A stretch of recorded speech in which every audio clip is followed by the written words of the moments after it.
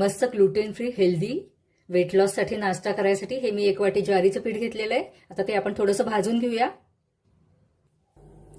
जरा जास्त तेलाची खमंग फोडणी करायची. जिरं, मोहरी, हिंग आणि हळद घालायचं त्याच्यात.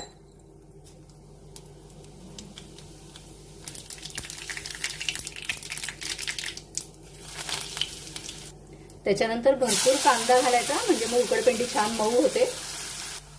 कांदा परतून झाल्यावर भाजलेलं पीठ घालायचं याच्यामध्ये. तुम्हाला हवे असतील तर तुम्ही शेंगादाणे पण घालू शकता. आवडीप्रमाणे तिखट मीठ घालायचं, म्हणजे छान मिसळलं जातं सगळीकडं. जरा आंबटसर दही आपल्या आवडीप्रमाणे घालायचं.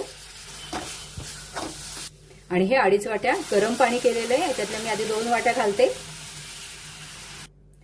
झाकण ठेवून एक दणदणीत वाफ काढायची. फक्त 5 मिनिटं, मग आपली ही उकडपेंडी तयार होईल.